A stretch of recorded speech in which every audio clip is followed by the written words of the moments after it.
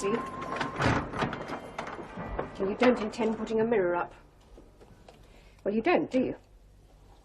Looking at you, I can understand why. I haven't changed it. It's slimy and disgusting. This is the stuff they used to take nits out of your hair. What do you think I am? Oh, Frank. Every day's an age without you. We're so close, you've no idea. My Frank. Always. Frank. The play you're seeing is based on the trial of a murder case and treats the facts of violent death as frankly as they were treated in the original court. Details of the trial have been condensed from contemporary sources, but scenes outside the courtroom are a mixture of fact and conjecture. Hogg, Frank Hogg, a name to summon up the monumental, all-consuming, deadly passion of Mary Eleanor Piercy. Yes. Hard bed, gaunt table, stool, a plate, a mug, a Bible. It's December 1890. Mary Eleanor is on trial for murder at the age of 24. I knew him long before she poked her nose in. The body of a young woman had been discovered on the edge of a Hampstead building site one cold Friday evening. Well, he never belonged to her. Not really. The woman lay strangely twisted, her head savagely battered, bent grotesquely. Not surprisingly, it was all but severed from the body. Gouts of blood had congealed over the dead woman's face and clothes, right down to her shoes. I had more right to him. He understands. After what you did. After what you did to me. Yes, go on. You've got me burning already, haven't you? Well, you better be careful what you say. Slattern. Mary Eleanor watched the whole of her trial in silence.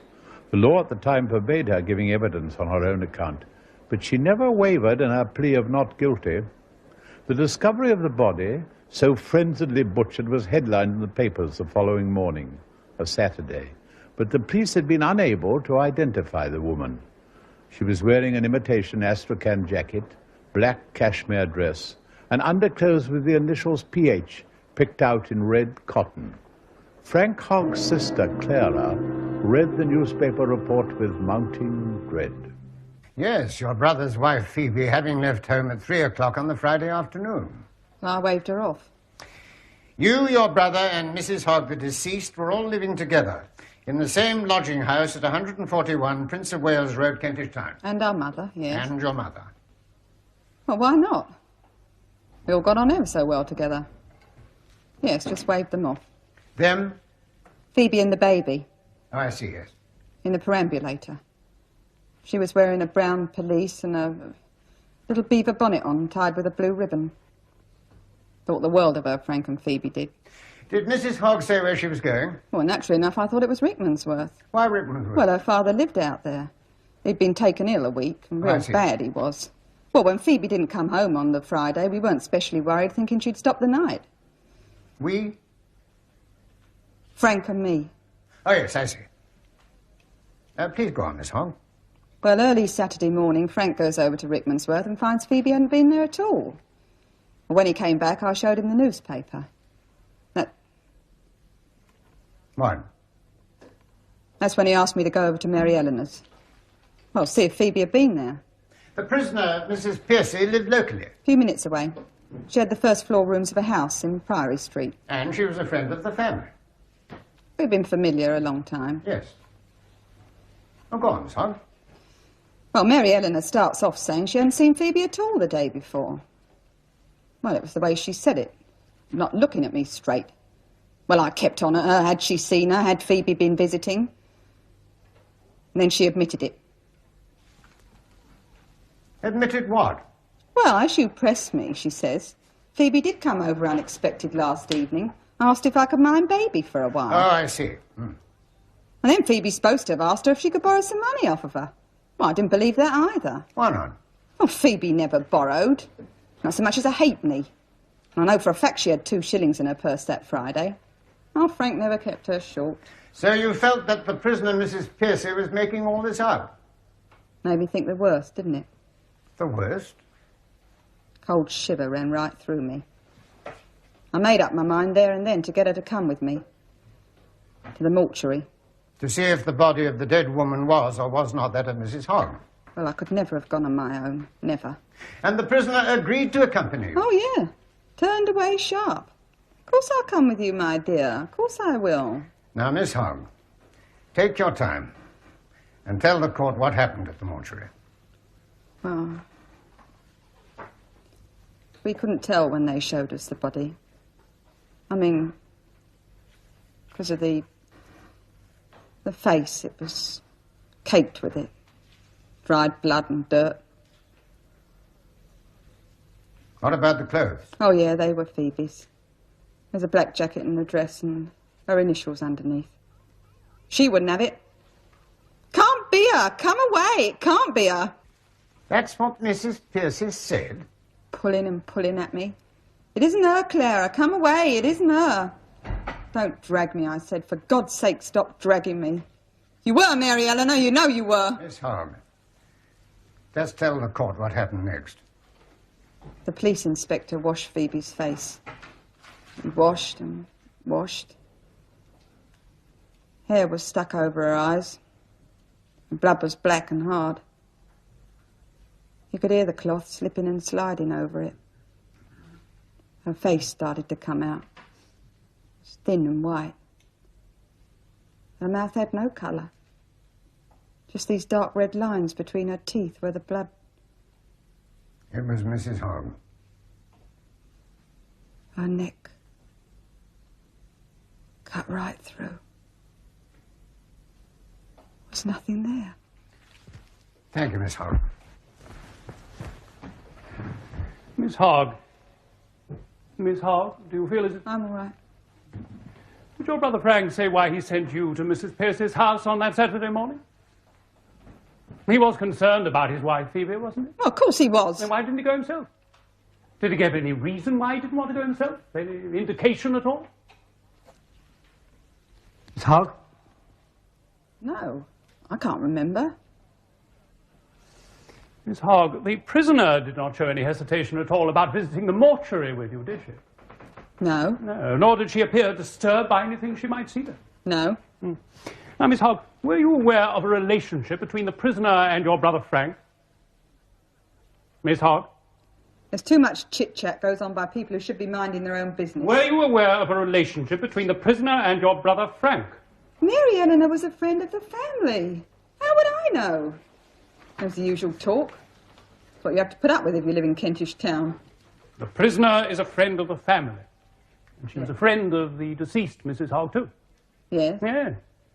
Did you ever see Mrs. Piercy show any jealousy or enmity towards the deceased? No. Is it not a fact that Mrs. Piercy actually nursed Mrs. Hogg through an illness earlier this year? Yes? The two of them being on the best of terms. Yes, but... Yes. Mrs. Piercy being of an affectionate and kindly disposition where Mrs. Hogg was concerned. Well, on the surface, yes. Oh. On the surface, Miss Hogg. Well, if something was going on beneath the surface, don't you think you'd better tell us about it? Phoebe's sister, a certain Martha Stiles, put the relationship between Phoebe and Mary Eleanor Piercy in a rather different light. Your sister was worried. Yes, oh yes. Always in a state was our Phoebe when she come over to see me. And where was that? Oh, over Egham, where I do my domestic. I don't know what she's got, that Mrs. Piercy. Seemed to have Phoebe on a piece of string. Did the deceased, Mrs. Hogg, ever say she suspected there might be something between her husband and the prisoner? She was afraid to think, that's what. Too crafty and cunning for her, the pair of them was. Well, he was no good for that, Frank, not a bit of good. He got our Phoebe, you know, the baby. She won't even promise to him. Mrs. Hogg was expecting a child by Frank before they married. Right. Too handy with it by half he was. She wouldn't have had him else. What, go and live with his tribe? Brought our Phoebe right down. Well, I'm sure she never had proper food. Well, no, she had an abscess, don't you? Mrs. Hogg was not strong then. No. Took a lot out of her just coming over to see me. She always had to come to me because Frank forbid me to visit her in Kentish Town. I told him a few home truths, that's why. Oh, yes, you don't know half. Phoebe, poor love, all alone with his lot in them lodgings, no one to turn Stiles, to, I no must one ask you except... to confine and yourself to answering all the my time question. her and Frank going at it behind our Phoebe's back. Wickedness was a brewing, I could smell it. Well, I'll tell you something, our Phoebe'd never go out anywhere alone with her. There was one day when... Miss Stiles, I know this is a most distressing experience for you, but you must listen to counsel and answer his questions. You must not volunteer things you were not asked about. Now, do you understand? My lord, do you know whether the prisoner was in the habit of sending notes to the deceased? Sent her one on the Thursday, I saw it. The day before Mrs. Hogg died? Yes. Dearest, come round this afternoon and bring our little darling baby, don't fail. And did Mrs. Hogg go? No, she'd already promised to come out Egham to see me. I was on my way to the farrier's shop under the railway. Priory Street. John Charles Piercy, carpenter and joiner, who worked in the Kentish town area. A man who had no love left for the woman and the dog. And where did you meet Mrs. Piercy? Mary Eleanor was just standing there by a gate. Real queer. All the window blinds were drawn and she was waiting there for somebody. Ever so still and patient. I asked her what was the matter and she gave me some cock and bull story about her brother dying. I never even knew she had a brother. And this was the Thursday, the day before Mrs. Hogg died? Yes, sir. Now, Mr. Piercy, you've known the prisoner, Mrs. Piercy, some time. A few years, yeah. You are not her husband. No. She's just using my name. That's the price I paid. Could you explain that? Well, we used to... You cohabited with her? At one time, yeah. She's called herself Mrs. Piercy ever since. Won't let go. Once she gets her claws into somebody, she never lets go. Now, we just want to know what you heard or saw. We do not want any of your observations. My lord, to your knowledge, the prisoner never married? Her name's Wheeler. Mary Eleanor Wheeler. Wheeler. Why did you cease to live with her, Mr. Piercy? Because I wasn't the only one she had. To whom are you referring? Well, Frank Hogg, for one. She'd taken up with him, all right. I caught them one night together upstairs at the King's Head. I see. Do you know how Mrs. Piercy, Miss Wheeler, lives now? Provided for by some gent or other, I've no doubt. I was all ready for Phoebe on the Thursday. Tea laid out. Blinds drawn. It was her funeral.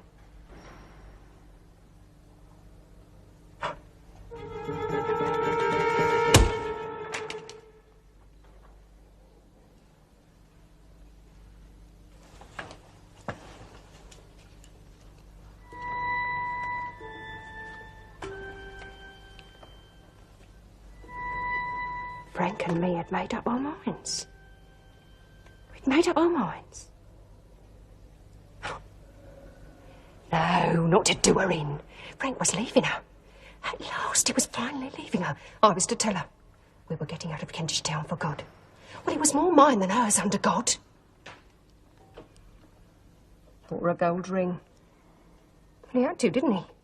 Looking at mine, smirking sideways because it was only brass. I caught her. Never once did she ask who my Mr. Piercy was. Never once came out with it. Was I on the loose? Was I? No, my Sally come out so far.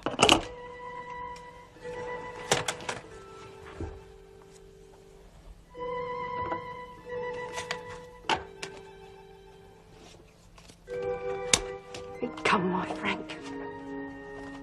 He'd come to see me. He'd come if they let him. Well, nobody was going to separate us, nobody. We swore it.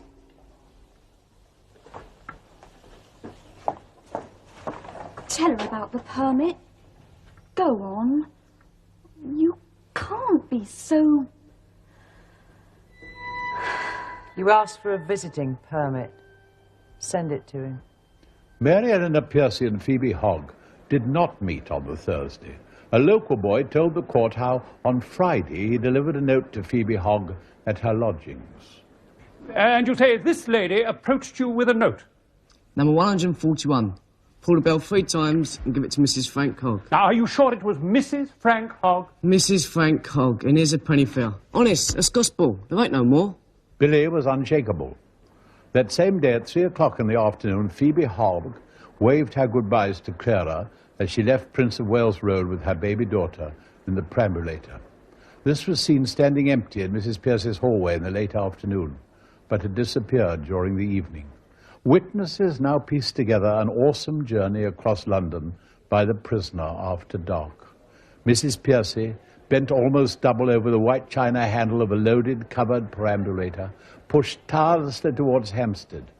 Not the usual well-gloved and ladylike Mrs. Pierce everyone knew, but a sad, dishevelled figure, eyes hunting to and fro amid the evening crowds.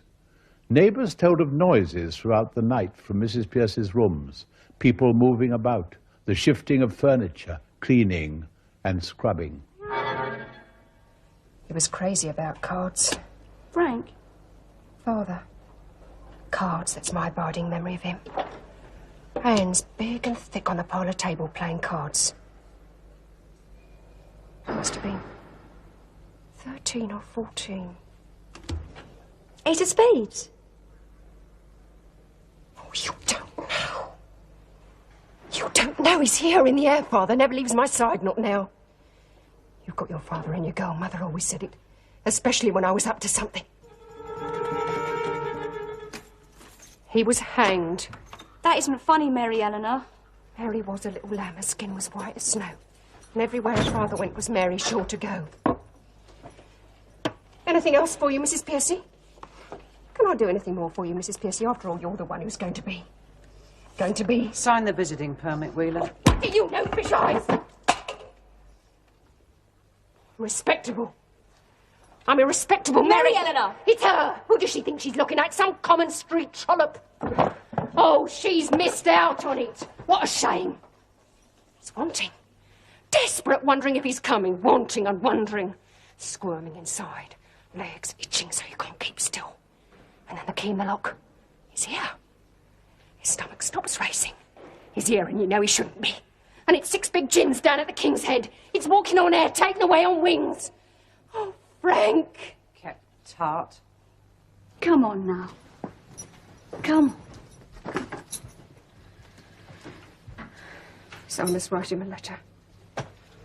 He loves my little notes. They do, men, don't they? Like us to want them. Torment us. He'll see when he comes. He'll understand. He's tender as an angel. You've no idea.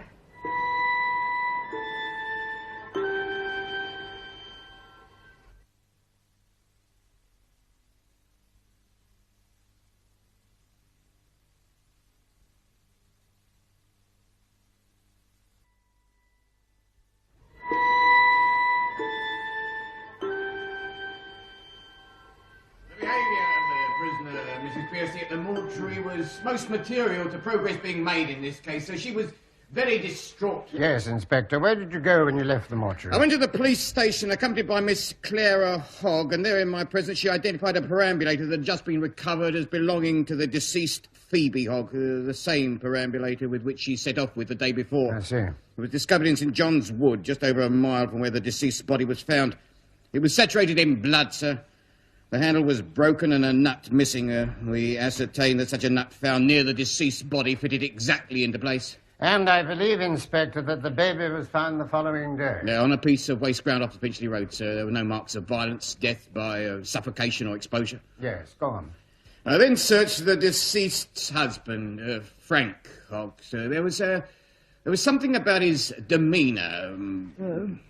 Something about his demeanour? Well, he wouldn't look me straight in the eye, my lord. He was jumpy, just like the prisoner had been at the mortuary. You searched him? Yes, my lord. There was a latch key in his pocket, and as a result of information given to me about that key, I went to Priory Street, where I understood the prisoner was living. My lord, did you see the prisoner? Yes, sir. I said to her, I understand that this latch key, which we found in the possession of Mr. Frank Hogg... understand this latch key, which we found in the possession of Mr. Frank Hogg, is a key to your rooms, and I would like to search them if I may. And, well, she said she didn't have any objections, sir. None at all? None at all, sir. Go on, Inspector. Well, it was like a slaughterhouse. I've never seen anything like it in the... Just tell us what you saw, Inspector. 5 years I've been in the force. The state of the rooms, my lord, was consistent with a violent struggle having taken place. Lying beside the fender, I discovered a poker, which on examination revealed clots of blood and hair. In the kitchen drawer, I found a carving knife which bore traces of Exhibits blood. 1 and 2, please.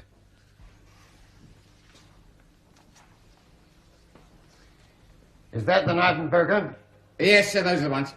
Go on. In a bath in the washhouse, I found a rug and a set of curtains. The rug was saturated with paraffin, but traces of blood were clearly visible. In the dustbin, I found a button in Yes, Exhibit 3, please. Is that the button, Inspector? Yes, sir, that's it. Go on. Embossed with a classical figure playing a lyra. It corresponds with those on the jacket of the deceased, one of which was missing from the sleeve. Inspector, where was the prisoner when you and your officers were searching her rooms? Sitting at the piano in the parlour, sir. Whistling. Whistling? Yes, sir. She seemed to be miles away. I said to her, "What have you been doing to get this place in such a state?" And she made no reply. She just turned away from me and ran her hands up and down the keys of the piano and started playing Three Blind Mice. Yes, sir, the nursery tune. She chanted it over and over again as if she hadn't got a care in the world. Killing mice, killing mice, killing mice. And then, Inspector? I observed her hands as they ran up and down the keys of the piano, sir. The backs were severely scratched. I see. The prisoner accompanied me back to the police station. We searched her and found traces of blood on the clothes she was wearing. She said she suffered from a nosebleed recently. Inspector, we know that it is not possible to distinguish with any accuracy between the blood of mammals. But in your opinion, was the amount of blood you found in the prisoner's rooms consistent with what she had said about it? Killing mice, my lord? No, never. Well, this nosebleed. No, my lord, no. Carry on. Did you notice whether the prisoner was wearing a wedding ring? 2 wedding rings, sir. 2? 2 wedding rings on one finger, sir. One of brass and one of gold. The fingers of the deceased carried no wedding ring when we found only the mark of where one had been. This mark corresponded exactly to the second gold wedding ring on the prisoner's finger. Thank you, Inspector. Inspector, look at the prisoner, Mrs. Piercy.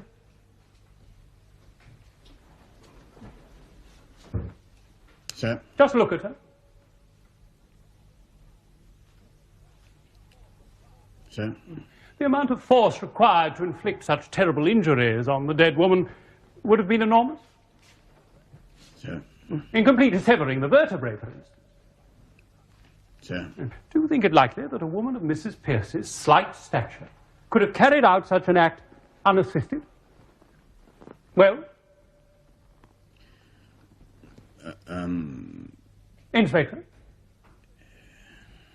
I frankly think not, sir. Thank you. And this alleged perambulator expedition across London, wouldn't that have required enormous strength? There is no evidence to connect anyone else with this crime, sir. Enormous strength, Inspector. Yes, sir. The case for the prosecution assumes, does it not, that the deceased, a fully grown woman, would have fitted physically inside the perambulator and her body disguised. Her child, too. Well, we made sure of that, sir. Did you? Yes, sir. I myself got into the perambulator. It proved quite possible to cover me up and wheel me about, and it would have been even simpler in the case of the deceased because her head, practically severed as it was, would have doubled right back. Hildegard felt so helpless. A tiny straw whirled along. Why didn't Phoebe come on the Thursday? Why? The silly little... No. I'm glad she didn't. Drawn blinds. I can't be nasty like that to anybody. It's not my nature. No. I'll do it on the Friday. I'll tell her about you and me, Frank. Over tea, nicely as I could. Did he truly understand the secret yearning of her heart? Lady Hildegard watched as the gardeners brought in fat red apples by the bushel. She had to go on about you the moment she set foot through the door. How she'd had it all out with you the night before. How you were staying on with her. Well, that's why she agreed to come, make sure I knew. I blackmailed you with that baby. Trying to read to you? I'm not supposed to be reading this, you know. She could report us. She thought of her own barren life, dry as the dust of summer. Was it a child she wanted? A male child? I'll just go round the corner and buy a nice new loaf, says Phoebe. I won't be 5 minutes. Phoebe and her precious fresh bread leaving that baby like that. Would you rather finish your letter? Used to sleep in a cot I kept specially. My son has got to mind her if Phoebe went off visiting somewhere. Wouldn't have done to let Frank know. Eyes wide as sapphires staring up at me. The image of Frank's, when he'd be lying there waiting for me if I was late home. Autumn would... Frank's eyes and her face. Phoebe's face and nose and mouth grinning. Autumn would drift into Christmas time. Just took my Frank off me, and there she was, laughing. Them, binding them together forever. Or shake that grin off her silly face, telling me my Frank wasn't screaming and bawling. Get rid of that face, those eyes. That's better. Up into her head. God. She would drink bitter wine at an empty table. Baby. By the door, standing, stupid, smelling of her idiot cottage loaf. Carving knife ready to cut. Squeaking so high when she saw the pillow over the baby's. Oh, it's so funny she was. Squeaking and running at me with a knife.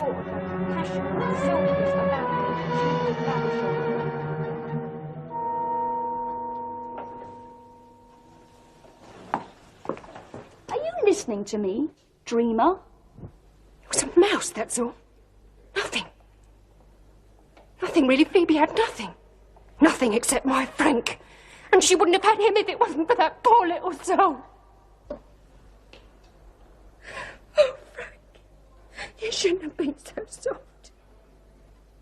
I'll tell him when he comes. We'd been run away now for romance. He'll have a gold ring, he said. Never mind that old brass thing. Oh, Frank, I hate to think that I've given you cause to grieve. How could I love you too much? Why don't you finish your letter? Oh, Frank, I do so long to see you.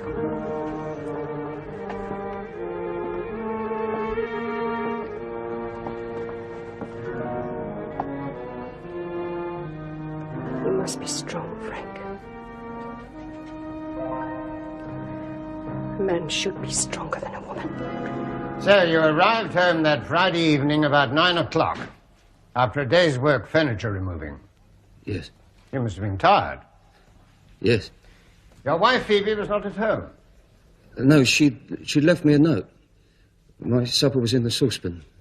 Mutton broth and potatoes. Oh. We agreed if her father got worse, she'd go and visit him. That's where I thought she'd... Well, go on. Well, I hadn't much else to do, so I... Hogg, speak clearly and answer counsel. I want to know your part in this whole sorry affair. You hear me, Hogg? Yes, sir, your lord. Well, come on, then. I went downstairs to speak to my mother, and then I went around to... You visited the prisoners at Mrs. Pierce's house? Yes, sir. At what time was this? It's just after 10, sir. Just after 10 o'clock that evening? Yes, sir. And why did you visit Mrs. Pierce at such a late hour? We had better ask the question, had we not? Well, I hadn't called to see her for some days, and Opportunity alleviating your fatigue with remarkable swiftness. Go on, Hogg. I let myself in. Mary Eleanor had given me a key. I went into the back parlour as usual? As usual. She wasn't there, just a lamp burning next to the curtain. Well, you went straight into this room and no other? Yes. Was this the prisoner's living room? No, she used it as a bedroom. Oh. Was everything as it should be in this bedroom? How do you mean? Well, did it appear as it always had? Nothing out of place or broken? You're leading, my lord. Yes, Mr. Fulton. My lord. The prisoner had left a solitary light burning. Well, it was arranged. If she left a small lamp, she wouldn't be back till late. So what did you do? I found an old envelope on the mantelpiece and I wrote Mary Eleanor a message on it. 10:20, cannot stop. And then you left? Yes. Seeing nobody? Nobody. And you went straight home to 141 Prince of Wales Road? Yes, sir. Well, Phoebe might have been coming back any minute. Phoebe was never that late back, what with the baby and all. I lay on my bed in my clothes. I don't know how long. Well, it's not that safe that time of night round Kentish Town. Anything could have happened to them. Anything. Mr. Hogg, did you and your wife, Phoebe, ever quarrel about her meeting Mrs. Piercy? Well, they were friends. There's no reason why they shouldn't meet. No reason at all. Apart from your relationship with the prisoner. You didn't want them to meet because your wife might have found out the truth about you and Mrs. Piercy. Well? I never knew they had been visiting each other. Not recently. No, Mr. Hogg. Your wife was expecting a child when you married? Yes. You had no objection to marry? No. You're sure? Yes. But you already knew Mrs. Piercy, did you not? Yes. You are on intimate terms with her at this time? No. You are under oath, Mr. Hogg. Well, it depends what you mean by... I would have thought it was patently obvious for a man of your experience. My lord, as you are aware, I hold a watching brief in this case for the Hogg family. May I, with respect, ask your lordship and learned counsel to bear in mind that Mr. Hogg has lost both his wife and child in this awful business. This innocent man has already received injuries outside this court at the hands of an ill-informed mob of persons. He has suffered grievously. We are obliged to you, Mr. Gray. But may I ask you to bear in mind that a watching brief does not give you locus standi to address this court. I don't envy you your watching brief. Mr. Hogg, I put it to you that you were on intimate terms with Mrs. Piercy at the time you married the deceased, your wife. I might have kissed her in friendship. Did you tell the prisoner you loved her? Yes. She wrote you several letters, did she not? Yes. Yes. There are some passages I would like to read, my lord. By all means. See, Frank, I know now. When Phoebe sat at my table, she lied when she said that you were both going to stay forever with a little baby. You promised her, Frank.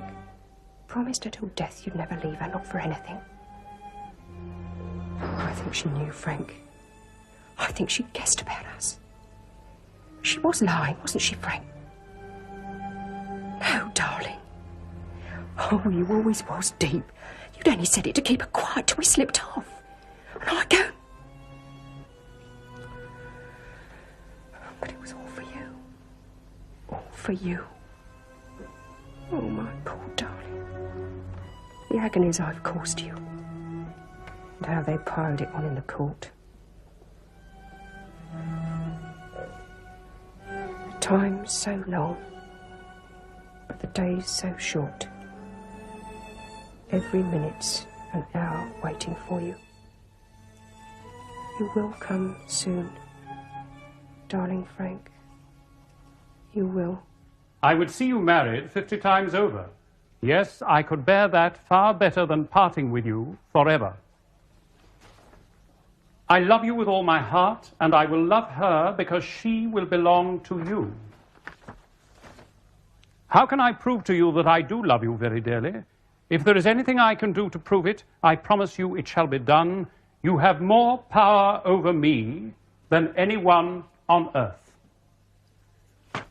Mr. Hogg, do you mean to say that at the time of that letter there was no intimacy between you and Mrs. Piercy? No. You never held out any prospect of marriage to her?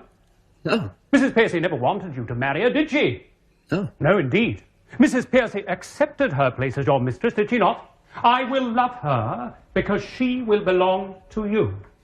Which brings us to you, Mr. Hogg. You who had more power over the prisoner than anyone on earth. Did you ever plan to leave your wife for her?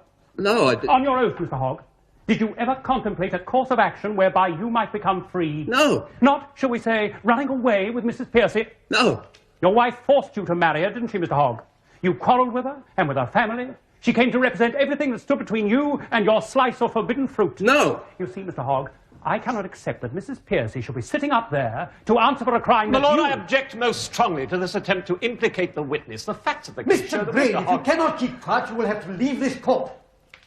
Mr. Hutton, you may continue. My lord, when you returned from the prisoner's empty house on that Friday evening, you say you lay on your bed fully dressed.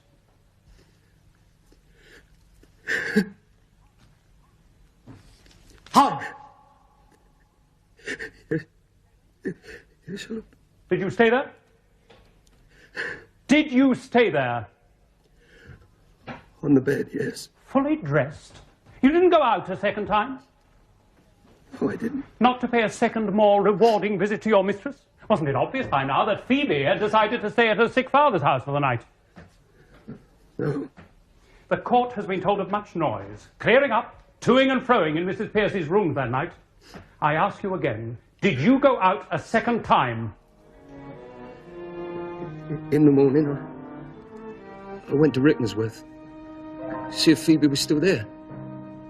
Bring her back. Don't believe it the way you read it. Don't you think I can tell? I have read it twice, Mary Eleanor. That's enough, Wheeler. She'll do that. You know these books are forbidden.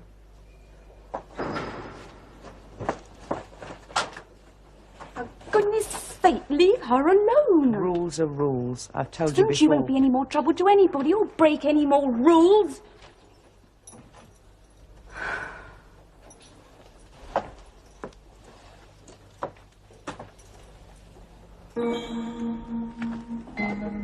Things do happen. They can happen, wonderful things. I could give her one in the eye. Somebody quite near with a face like a cowpat. Mary Eleanor, shh. Married I am. Respectable. Oh, go on with you. All right, I know. It's another of your stories. Like father, you mean? Mary Eleanor, don't. If I let you into something, promise you won't tell anybody. Anybody. I'm not even going to tell my Frank. Go on, promise. Promise. God's honour. God's honour. Cross your heart and hope to die. Cross my heart and hope to die. You know what my name really is? Wheeler. Pascal. Mary Eleanor Pascal. Married lady. Oh, yes, I haven't always lived in Kentish Town. I used to reside in Piccadilly. Married there in chambers. Oh, yes. A Spanish gentleman with a lot of business here. Manuel Enrique Carlos Pascal. We was married on the quiet in the presence of his valet. By a proper clergyman in purple and white with a crucifix. I was only 18. See? See? Mary Eleanor. I swore to keep it a secret. Didn't even tell my mother. It was promised back home, you see. When he met me, in my satin cloak and pleats, didn't I cut a figure? Oh, yes. We was just made for each other. Said he'd never go back. But he did. He just disappeared one day. Never had a baby or anything. Only a money order sent through the post office. And then that... Oh, what men have brought me to. What men have brought me to.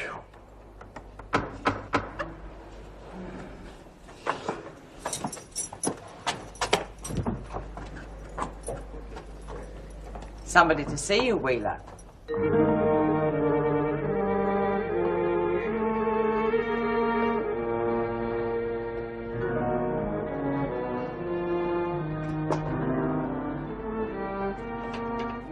Well, who else would it be? Mary. Mary. How are you then, dear?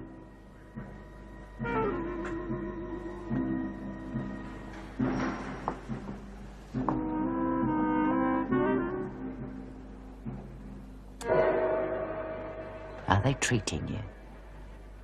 Not wanting for anything, is she? Did you think I'd come?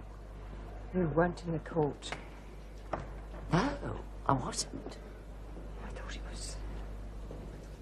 I thought it was Frank.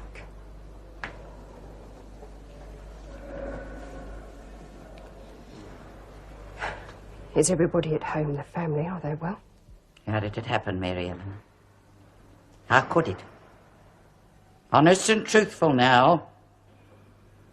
Don't fret now. For your own sake, dear, don't be afraid to tell me. Won't make any difference to the way I feel. Remember, I said from the first. Of course you would. I told the solicitor about your tantrums. No! I don't have tantrums. It'll help. Grounds. Good grounds. I don't have fits. I've never had fits. Cross you and you'd boil up like a pot. Screaming tempers stay in you. Yes, they do. Never a bit of trouble in the family till this. Marked you out, God has. Like father. Yeah. Well, everything's over to the solicitor. Burned his clothes. I know. Sold his chair, threw away his tobacco tray and table, the one he loved playing cards on. Why, you couldn't have willed everything over to me. Australia. As if he'd go to Australia and leave us all. They stole our likes. And that garnet brooch given you by goodness knows who. Solicitor says I can have them. I'll slap my face if I so much as mention my father's name. When I was 14. 14! And you knew everything, didn't you? Oh, you knew all about men. Well, you can't slap my face now. Never were up to much.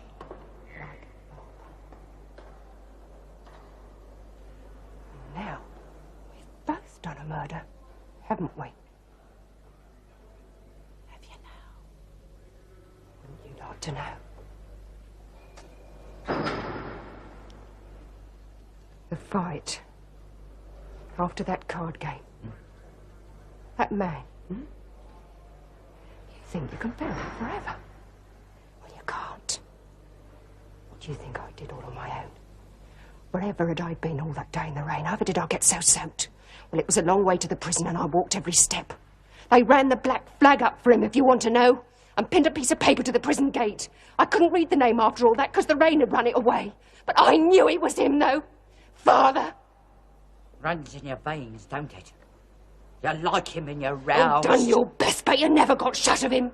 Lying in bed at night, I could hear him long after, tapping his pipe out in the fire gate, clearing his throat like he always did. Fed full of tubpenny halfpenny rubbish, you silly little fool. 2 peas in a pod you were. Never tried to improve himself. His cards, his drinking, his flare-ups, and then that fight. Shaming me. Forcing me to move house. Oh, you've no idea. Me who's lived local all my life with all my friends around me. You never listened anymore. And now I'm going to have to do it all over again. Oh, not from that day to this. Not like my Frank. Well, he listens. You're worthless. Oh, when he comes, I'll tell him. Frank Hogg. You think he's coming in here to walk all over you? Oh, you want to ask forgiveness for anything you've done. Your father did that. Went and wrote to the widow the man he'd done in. Asked him to forgive us, his family. Pray for us, his family. Pray we be protected. Pray sin wouldn't be committed on us. Frank, understand. 5 minutes round here and you'd admit to pinching the crown jewels. He's nothing, you simple little nothing, like you. Weak. Weak as water. And you, look at you. Fretting after him like a bitch in season. You think you can stop my Frank? I've attended to your precious Frank. You'll see. We had no defence witnesses. If we could establish even now that there was an accomplice, a man, perhaps? Remember what our Mr. Hutton was saying in court. Mary Eleanor, listen, please. Someone who knows what happened that night. Someone who helped you. Frank Hogg, he's getting away with... You leave Frank alone. I'm talking about a reprieve, but you've got to help. There must be facts we can lay before the Home Secretary. I've told you all I'm going to about Frank. What ascendancy has he over you, Mary Eleanor? What power?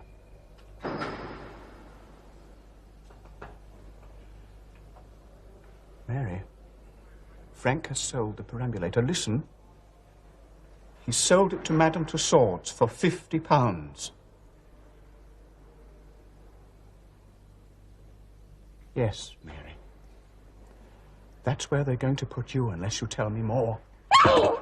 No, no, no, no, no! No! Mary, no! Leave him. Go. Leave him. Come on. No. Wait. Your letter to Frank, returned unopened. Your mother paid him a visit. Now, tell me about Frank Hogg.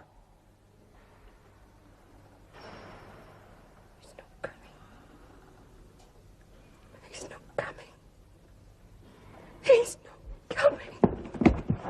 No more. That's the end.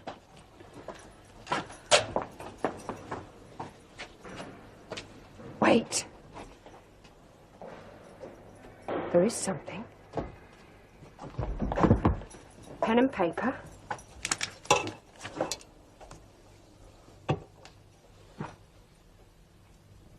What's the capital city of Spain? Madrid. Madrid. Nice.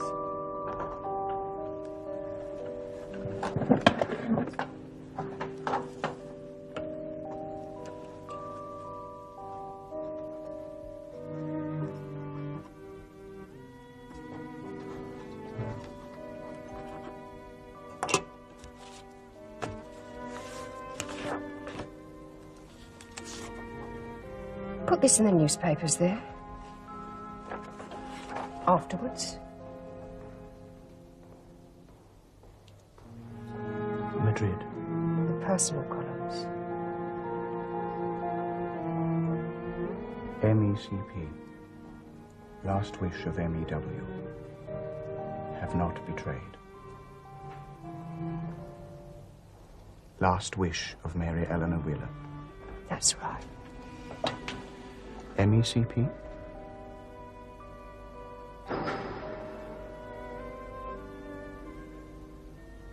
I do not betray anybody. All for you. All for you. All